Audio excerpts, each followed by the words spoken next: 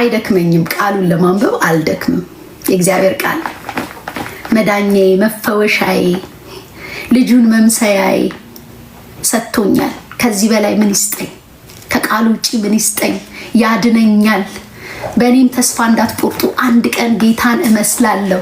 ቁልጭ ቁልጭ አስተያየቷ፣ ቁልጭ አደማመጧ፣ ቁልጭ አወራሯ። እንዲህ እርሱ በእኔ ያልደከመው ምንም አይደክመኝም። ጌታን እመኑት። ሱስ ነው ይቆርጠዋል። እመኑት።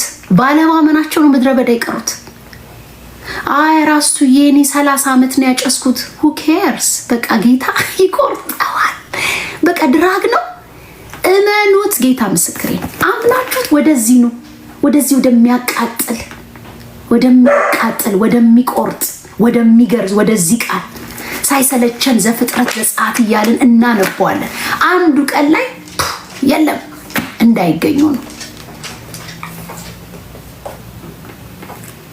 በቃ ይገርዘዋል። ማንኛውም አይነት ነገር ቢሆን ጠላት ተስፋ ቆርጠን እንድንተው ነው የሚፈልገው። ማንበብን እንድንተው እያነበብን ቢኮዝ ይሄው ቃል ነው ውስጣችን መጸጸትን፣ ንስሐን፣ ይቅርታን በውስጣችን የሚፈጥረው ይሄን ነው። እግዚአብሔር ያለ ቃሉ አይሰራም። ከቃሉ በስተጀርባ የሚሰራ አምላክ ነው።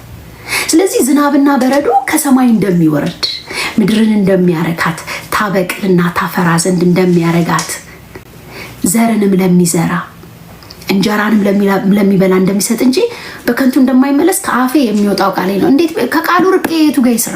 በምን ይስራ? ስትለምኑ ራሱ በቃሉ ካልሆነ አይሰራም። እንደ ቃሌ አልለመናችሁም ነው የሚለው።